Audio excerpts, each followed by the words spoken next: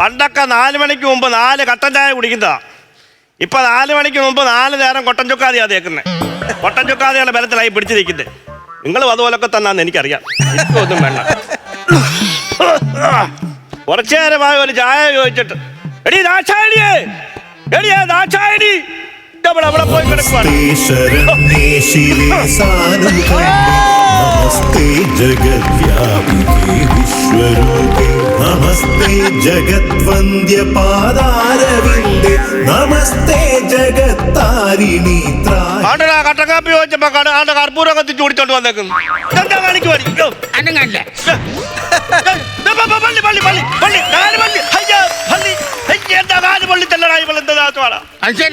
വർഷത്തിലെ ആദ്യത്തെ വെള്ളിയാഴ്ച ഇന്ന് ഭർത്താവിന്റെ പാദപൂജ ചെയ്താല് നിങ്ങൾക്ക് ആയുരാരോഗ്യ സൗഖ്യം ഉണ്ടാവും. നിങ്ങളുടെ കാലിൽ ഒരു മുള്ളു പോലും കൊള്ളത്തില്ല. കാലയിലൊരു മുള്ളു പോലും കൊള്ളത്തില്ലെന്നും പറഞ്ഞ് കാല് പൊള്ളിച്ചു വെച്ചേക്കുന്നു. നിങ്ങൾക്കറിയാമോ, ഇന്നലെ ഇത്തിരി ചാപ്പാട് കഴിച്ചിട്ട് ഞാൻ ഉച്ചയ്ക്ക് കിടന്ന് ഇവിടെ ഉറങ്ങിയപ്പോ വിളിച്ചിട്ട് ഞാൻ എണ്ണീറ്റില്ലെന്നും പറഞ്ഞ് ഇവിടെ എന്തുവാ ചെയ്തു വെച്ചാന്നറിയാമോ? ഒരു കൂട് കർപ്പൂരം കൊണ്ടുവച്ചാൽ നെഞ്ചത്ത് വെച്ച് കത്തിച്ചു. എന്തൊക്കെയായി പറയുന്നത് മനുഷ്യരെ? അത് ഞാൻ കത്തിച്ചു വെച്ച എന്താണെന്നറിയോ? എന്റെ ഹൃദയത്തിന് ആരോഗ്യം ഉണ്ടാകാൻ വേണ്ടി, നിങ്ങൾ ഹൃദയാരോഗ്യം ഉണ്ടാകാൻ വേണ്ടി. ഇപ്പൊ ഒരു കാര്യം ഞാൻ പറഞ്ഞേക്കാം. കണ്ണിന് കാഴ്ചയില്ലെന്നും പറഞ്ഞ് വിളക്കത്തിരിയിട്ട് കണ്ണിനകത്ത് എണ്ണ ഒഴിച്ച് കത്തിച്ചേക്കരുത്, ഞാൻ പറഞ്ഞേക്കാം. അയ്യോ, ഞാനത് മറന്നിരിക്കുവായിരുന്നു. ഇനി അതുകൂടെ ചെയ്യണം. എന്റെ പൂജാ പരിപാടി നിർത്തിവെക്കാമോ? അതല്ലേ ഇവിടുത്തെ പ്രശ്നം. നിനക്കറിയാമോ, ഇനി പണി കഴിഞ്ഞ് ചെറുക്കൻ വരാറായി. അവനോട് ഞാൻ എന്തോ സമാധാനം പറയുമെന്നും പറഞ്ഞ് ഞാൻ ആലോചിച്ചോണ്ടിരിക്കുവാ. ഓരോന്ന് ചെയ്ത് വെച്ചു കൂട്ടുമ്പോ ആലോചിക്കണമായിരുന്നു. ഓരോന്ന് ചെയ്ത് വെച്ച് കൂട്ടുമ്പോ ഞാനാണോ ഇതൊക്കെ ചെയ്തു വെച്ചേ? നിങ്ങളല്ലയോ അപ്പൊ ഇതിന് ഉത്തരവാദി? ഞാൻ പറയുന്നില്ല, ഞാൻ പറഞ്ഞേക്കാം. ദൈവം തമ്പുരാനെ, ചെറുക്കന്റെ മുഖത്ത് കരിവാരി തേക്കുന്ന പരിപാടിയാണല്ലോ. ചെറുക്കന്റെ മുഖത്ത് കരിവാരി തേച്ചെങ്കിൽ അവനൊരു തുണി ഇട്ട് തുടച്ചാൽ അത് അങ്ങ് പൊക്കോളും. അതാണോ ഞാൻ ഈ പറഞ്ഞേ? അവനിപ്പോ നാട്ടുകാരുടെ മുന്നിൽ ഇറങ്ങി നടക്കാൻ പറ്റുമോ? അത്തരം അവസ്ഥയില്ലേ ഈ ചെയ്തു വെച്ചേക്കുന്നത്? ഇതെന്തോ പറയാനാന്ന് പറ. ഞാൻ പറയുന്നില്ല, ഞാൻ എന്റെ വായും കൊണ്ട് ഞാൻ പറഞ്ഞേക്കാം കേട്ടോ. ഞാനിപ്പോ ആലോചിച്ചിട്ട് ഒരു കാര്യമേ ഉള്ളൂ. നമുക്കൊരു മാസത്തേക്ക് ഇവിടെ ഞങ്ങൾ മാറി നിൽക്കാം. ഒരു മാസത്തേക്കൊന്ന് മാറി നിൽക്കാം. എന്നിട്ട് ചെറുക്കനോട് പതുക്കെ കാര്യങ്ങളൊക്കെ പറഞ്ഞ് മനസ്സിലാക്കി ഇങ്ങ് പോരാ. അതാ നല്ലത്. നിങ്ങളുടെ ഇഷ്ടവതാണെങ്കിൽ അങ്ങനെ ആയിക്കോട്ടെ. അപ്പൊ ഒരു കാര്യം ചെയ്യ്, നീ പോയിട്ട് തുണിയും മണിയൊക്കെ എടുത്തോണ്ട് വാ. ഒരു മാസത്തേക്കുള്ള വെള്ളം പെട്ടെന്ന്. മണി എടുത്തോണ്ട് വരണോ? മണി എടുത്തോണ്ട് പോയി നടന്നു പോകാൻ കിണ്ടോന്ന് അടിക്കത്തില്ലേ? ഇനിയിപ്പോ എടുത്തോണ്ട് പറ്റുമ്പോ ആവശ്യമില്ലാത്ത കാര്യങ്ങളൊക്കെ പറഞ്ഞോണ്ടിരിക്കാതെ പെട്ടെന്ന് പോകണം. ചെറുക്കൻ വരുന്നതിന് മുമ്പ് ഇവിടുന്ന് ഇറങ്ങി പോകണം. ഞാൻ പറഞ്ഞാൽ ഞാൻ പറഞ്ഞേക്കാൻ. ആട്ടവും താട്ടവും കണ്ടില്ലയോ? പതുക്കെ പതുക്കെ പോയി എന്തോ പറഞ്ഞാലും അനുസരണയില്ല. കൂട്ടി താക്കോല തുറന്നു കിടക്കുന്ന ഇജലിന്റെ അവിടോട്ട് വെച്ചാൽ മതി. ചെറുക്കൻ അറിയാം, അവൻ്റെ എടുത്തോളൂ.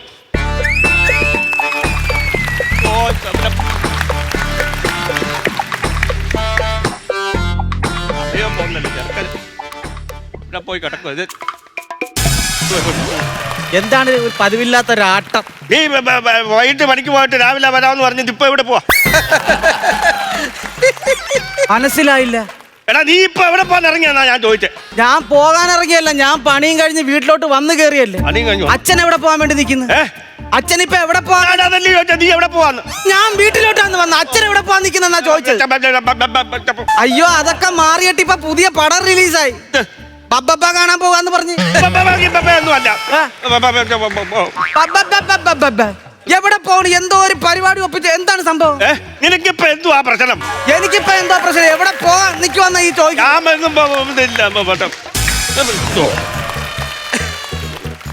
ഇതാരാണ്? ഇതാരാണെന്ന്? ഇത് ഇവിടുത്തെയാ? ഇവിടുത്തെ? സത്യം പറ, ഇത് ആരാണെന്ന്?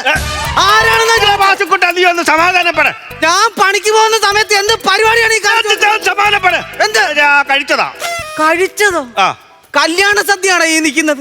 സത്യം പറ, ആരാണെന്നാ ചോദിച്ചത്? അതാ ഞാൻ പറഞ്ഞത്. ഞാൻ കല്യാണം കഴിച്ചോണ്ട് വന്ന എന്റെ ഭാര്യ ദാക്ഷായണി. എന്താ വേണം? കല്യാണം കഴിച്ചെന്നാ? അച്ഛനാ? എന്താ പറയുന്നത്? തൊലച്ച് വെച്ചേക്കുന്ന എന്റെ കുടുംബം. എന്റെ സ്വഭാവം അറിയത്തില്ല. കല്യാണം കഴിച്ചെന്ന് 10-45 വയസ്സായ ഞാനിവിടെ പുര പോലെ നിൽക്കുമ്പോ നിങ്ങൾ കയറി കെട്ടിയല്ലേ?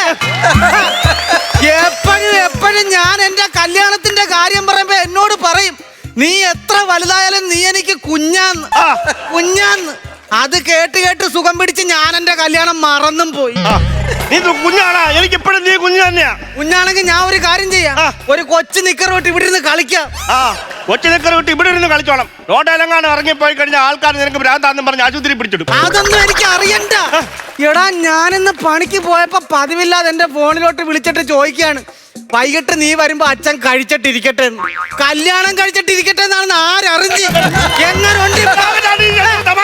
സമാധാനപ്പെടുത്തില്ല ഞാൻ. ആരാണ് ഇവര്? എനിക്ക് പിറഞ്ഞു വരുന്ന എന്റെ കുടുംബം തകർത്ത് വെച്ചേക്കുന്നു. നിങ്ങൾ പറ, എന്ത് ചെയ്യുമെന്ന് പറ. ഞാൻ പറഞ്ഞല്ലോ എന്ത് ചെയ്യും? അവൻ വരുന്നതിന് മുമ്പ് ഇറങ്ങി പോണോ നിന്നോട് ഞാൻ പറഞ്ഞില്ലേ? ഞാൻ അത് വേണ്ട പോലെ ഞാൻ ചെയ്തോളാം. എന്തോ ഇറങ്ങി വരുന്നുണ്ട്, ഓരോന്ന് കാണിച്ച് വെച്ചിട്ട്. ഇവിടെ ഇന്ന് ഞാൻ കൊലപാതകം നടത്തും, ഉറപ്പാണ്. എന്തൊക്കെ ഉറപ്പ് കാര്യം, അതിനകത്ത് യാതൊരു. എന്ത് ചെയ്യാൻ? അനങ്ങല്ലേ മോനെ കർപ്പൂരം ഒന്ന്.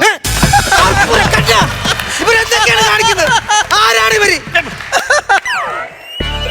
അല്ല അല്ലേ? അതല്ല. അല്ല, ഒന്നുമല്ല. അങ്ങനല്ല, എനിക്ക് ഇവരെ എവിടെയോ നല്ല പരിചയം. അറിയത്തില്ല. അതല്ല, ഇവര് സുധാകരന്റെ അമ്മ. അറിയാവുന്ന എന്റെ കൂട്ടുകാരൻ സുധാകരന്റെ അമ്മ. എന്റെ ഭഗവാന്, അച്ഛൻ കല്യാണം കഴിച്ചോണ്ട് വന്നേക്കുന്ന ആരാന്നറിയാമോ? ഇവരൊരു ആറ്റം ബോംബാണ്. ഈ വീട് ഇവര് നിർത്തി കത്തിക്കും. എന്റെ ഭഗവാനെ, അച്ഛൻ ആരാന്നാണ് വിചാരിച്ചിരിക്കുന്നത്? സുധാകരൻ ഇന്നും കൂടെ എന്റെ കൂടെ പണിക്കൊണ്ടായിരുന്നു. അവ ഇവരെ പറ്റി എന്നോട് പറഞ്ഞിട്ടുണ്ട്. വേറെ ആരെ കിട്ടിയില്ല നിങ്ങൾ? എന്ത് എന്നോട് സംസാരിച്ചപ്പോ എന്നോട് പറഞ്ഞതാ, എന്ത്? ഇവക്ക് സുധാകരൻ എന്ന് പറയുന്ന ഒരു മോനുണ്ടെന്ന് പറഞ്ഞു. അപ്പൊ ഞാനും പറഞ്ഞു എനിക്ക് വാസുക്കുട്ടൻ എന്നും പറഞ്ഞൊരു മോനുണ്ടെന്ന്. അന്നേരം അവള് സൈമ്പിച്ചും പറഞ്ഞു.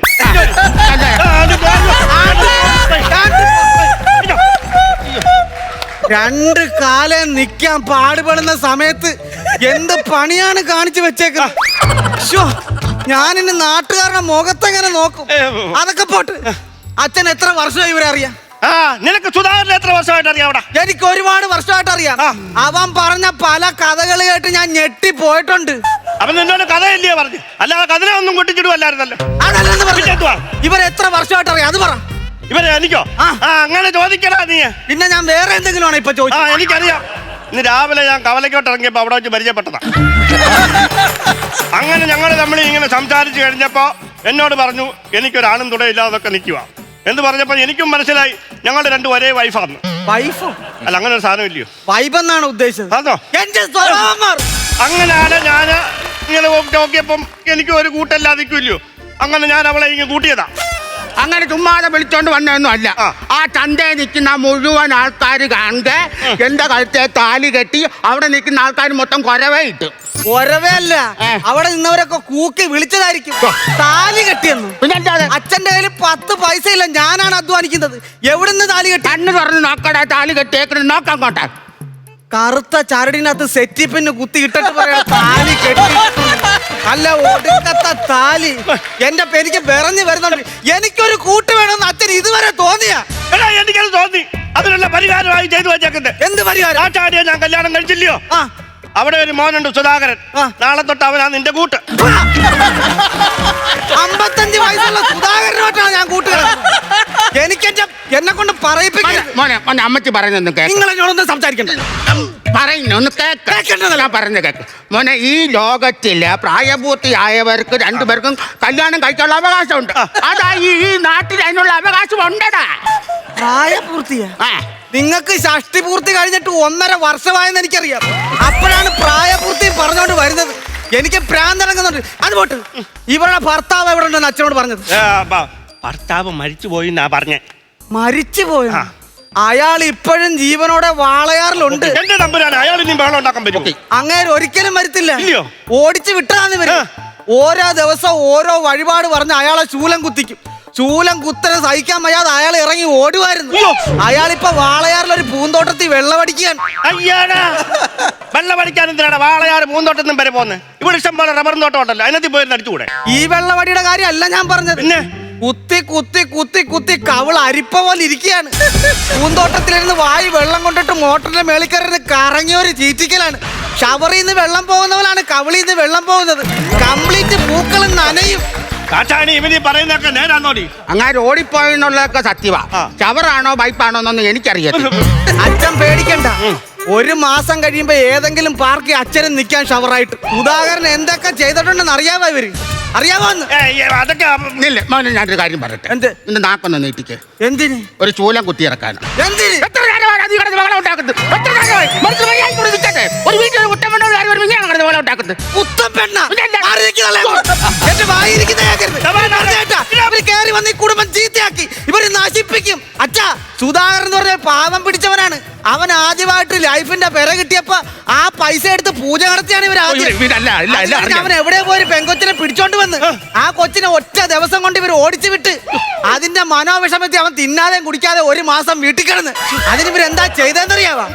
രാത്രി കട്ടിലേ കിടന്നുറങ്ങിയ സുധാകരന്റെ കാല് രണ്ടും കൂടെ കെട്ടി തൂക്കിയിട്ട് ആട്ടി. എന്നിട്ട് അവനോട് പറയാം, നിന്റെ ദേഹത്ത് ബാധ കയറിയിരിപ്പുണ്ട്, അത് ആ പെങ്കൊച്ച് പോയെന്ന്. അവൻ എന്റെ പൊന്നു കൊച്ചാട്ട, ഇതങ്ങനൊന്നും അല്ല. ഞാൻ എന്റെ കുഞ്ഞുങ്ങളെ നന്മയ്ക്ക് വേണ്ടി ഓരോന്നൊക്കെ ചെയ്ത് അവരുടെ നന്മയ്ക്ക് വേണ്ടിയാണ് അവളതൊക്കെ ചെയ്തത്. അങ്ങനെ ആശാരി ചെയ്യത്തുള്ളൂ. ഞാൻ അവളെ വിളിക്കാൻ വേണ്ടി ആ വീട്ടിൽ ചെന്നതാ. വീട്ടിൽ ചെന്ന കുഞ്ഞാ നീ വാ വീട്ടിൽ പോവാന്ന് പറഞ്ഞ് വിളിച്ചതാ. അവര് വന്നില്ല. അവന് ഞാൻ എന്താ ചെയ്യും? ആര് വിളിച്ചെന്ന്? ഞാൻ വിളിച്ചു. ആ കഥയും സുധാകരൻ എന്നോട് പറഞ്ഞ്. പെണ്ണിന്റെ വീട്ടിൽ ഇവര് പോയായിരുന്നു. ചെന്ന ഉടനെ ഇവരെന്താ ചെയ്തെന്നറിയാവോ? അവിടെ കിടന്ന വിറകെല്ലാം കൂടെ വീടിന്റെ മുമ്പിൽ വാരി കൂട്ടിയിട്ട് ക്യാമ്പ് ഫയർ പോലെ തീയിട്ട്. അപ്പൊ അവര് വന്ന് ചോദിച്ചു, എന്താന്ന് ചോദിച്ചാ പറയാം, ഹോമം ചെയ്യാന്ന്. വീടിന് തീ പിടിക്കുമെന്ന ഘട്ടം വന്നപ്പോ പെണ്ണിന്റെ അച്ഛൻ ഇറങ്ങി ഓടുമായിരുന്നു. ഓടുന്ന അയാളോട് പറയാം, നിങ്ങളുടെ മോളെ ഞാൻ വീട്ടിൽ തിരിച്ചോണ്ട് പോണമെങ്കിൽ അയാളുടെ പിരികത്തിനകത്ത് ശൂലം കയറ്റണമെന്ന്. അയാൾ ഞെട്ടി അകത്തോട്ട് ഒറ്റ ഓട്ടമായിരുന്നു. അപ്പൊ ഇവര് കയ്യിലിരുന്ന ശംഖ് കറക്കി അയാളുടെ ഉച്ചക്ക് ഒറ്റ അടി. എന്നിട്ടാ അച്ഛൻ എന്ത് ചെയ്യടാ ഇപ്പൊ? ഫ്രണ്ട്സ് സിനിമയിലെ ജയറാം ഇരിക്കുന്നവര് ഒരു മുറിക്കകത്ത് കയറി ഇരിക്കുന്നെന്നാ ഞാൻ അറിഞ്ഞത്. അയാൾക്കിപ്പൊ വെളിച്ചം പേടിയാന്ന്. നിങ്ങൾ ഇതൊന്നും വിശ്വസിത്തൊക്കെ കെട്ടിച്ചമച്ച കഥകളായതൊക്കെ. ഞാൻ പറഞ്ഞേക്ക്, നമുക്ക് വേറൊരു സ്ഥലം വരെ പോകണം. 2-3 ദിവസം കഴിഞ്ഞ് നമ്മൾ വരത്തുള്ളൂ. ആദ്യം നമുക്ക് തിരുപ്പതി വരെ ഒന്ന് പോകണം. അവിടെ ചെന്ന് ഈ തലയൊന്ന് മുണ്ടനം ചെയ്യണം. എന്നിട്ട് പുള്ളി കൊത്തിയിട്ട് ദേഹമാസകലം നമ്മൾ നെയ് പുരട്ടിയിട്ട് തീക്കനല്ലാത്തിട്ട് ഉരുട്ടി ഇനി തിരിച്ചു വരുമ്പോ ഇവന്റെ ദേഷ്യവും മാറും, ഇവിടുത്തെ ദോഷവും മാറും. കേട്ടോ, ഞങ്ങളെല്ലാം ഒന്ന് പോയിട്ട് വരാം. അതാ നല്ലത്. പോയിട്ട് തിരിച്ചു വരുന്നത് എന്റെ അച്ഛനായിട്ടായിരിക്കത്തില്ല, പിന്നെ അൽഫാമായിട്ടായിരിക്കും. ചെല്ലപ്പൻ അൽഫാം. പോയി ചെന്ന് കേറി കൊടുക്ക്. അവര് പണി തുടങ്ങിയിട്ടുണ്ട്. ഇപ്പൊ ഇറങ്ങിക്കോണം എന്റെ വീട്ടിൽ നിന്ന്. എന്റെ വീട്ടിൽ നിന്ന് ഇറങ്ങണമെന്ന്. ദാക്ഷായണിയല്ല, നിങ്ങൾ ഇപ്പൊ ഇറങ്ങിക്കോണമെന്ന്. വേറെ വല്ല പണി നോക്കും. നീ ആരോടാ പറയുന്നത് ഇറങ്ങാൻ? നീ വേറെ പണി നോക്കടാ. നിങ്ങൾ ഇവിടെ ജീവിക്കുന്ന എനിക്ക് ഇഷ്ടമല്ല. മിണ്ടും ഞാൻ. നിങ്ങൾ ഇവിടെ ജീവിക്കുന്നത് എനിക്ക് ഇഷ്ടമല്ല. ഞാൻ ജീവിക്കുന്നത് എനിക്ക് ഇഷ്ടമല്ലയോ? ഇഷ്ടമല്ല. ഞാൻ ഒരു കാര്യം ചെയ്യും, നീ അങ്ങോട്ടല്ലേ ഇറങ്ങി പോ, ഞങ്ങൾ സ്വന്തമായിട്ട് ജീവിക്കട്ടെ. ഒരുമാതിരി മറ്റൊരു പരിപാടിക്ക് ഇപ്പൊ കല്യാണം നടന്നു വിടും. ആൾക്കാർ കേട്ടാ എന്താ പറയുക? ഒന്നും മിണ്ടിപ്പോறது. അച്ഛനാ ഞാൻ നോക്കത്തില്ല. ചോര പുഴ ഞാനിവിടെ ഒഴുക്കും. നീ ഒരു കാര്യം മനസ്സിലാക്കും, ഒരു പുത്തൻ പെണ്ണ് വീട്ടിൽ കയറി വരുമ്പോ ആദ്യം ഇങ്ങനെയല്ല മക്കൾ പെരുമാറേണ്ടത്.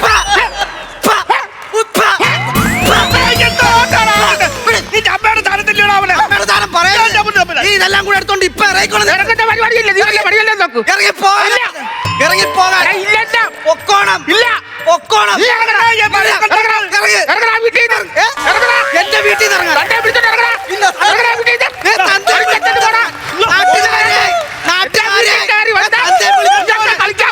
വിളിച്ചോണ്ട്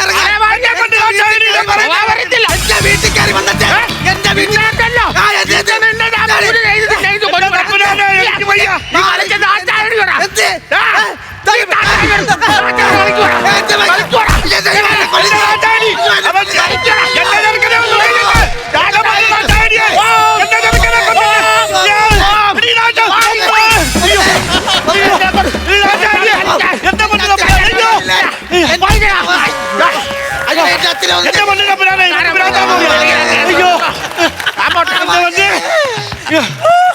അയ്യോ വാസുക്കുട്ടോ, മോനെ വാസുക്കുട്ടോ, എടാ വാസുക്കുട്ടോ, എടാ മോനെ എന്തെങ്കിലും ഒന്ന് പറയടാ. പോയ ജീവനൊന്ന് തിരിച്ചു വരട്ടെ. അയ്യോ എവിടെയോ എത്തിയത്. മക്കളെ അച്ഛനെ ഒന്ന് പിടിക്കടാ. ആദ്യം വയസ്സാം കാലത്ത് ഓരോന്ന് ഒപ്പിച്ചു വെക്കുമ്പോ ഓർക്കണമായിരുന്നു. എന്റെ ഭഗവാനെ, ഒന്ന് പിടിച്ചേ. അപ്പൊ മോനെ പിടിച്ചിട്ട് കാലമായി. തലതെറിച്ച തന്തമാരുണ്ടെങ്കിൽ ഇതല്ല ഇതിന്റെ അപ്പുറം മക്കൾ അനുഭവിക്കേണ്ടി വരും. എന്റെ പൊന്നുമോനെ, എനിക്കറിയാമോടാ ഇതിങ്ങനെ വല്ലതും ആവുന്നു. എന്തായാലും ആ വഴിയാവാതെ അങ്ങ് പോയല്ലോ. സമാധാനമായി. ശരണ്യേ ശിവേ സാനുകമ്പേ നമസ്തേ ജഗദ്വ്യാപികേ വിശ്വരൂപേ നമസ്തേ ജഗദ്വന്ദ്യ പാദാരവിന്ദേ നമസ്തേ ജഗത്താരിണി. പോയില്ലച്ചാ, ഒന്നേന്ന് തുടങ്ങാൻ പോണേ ഉള്ളു. ദാക്ഷായണി!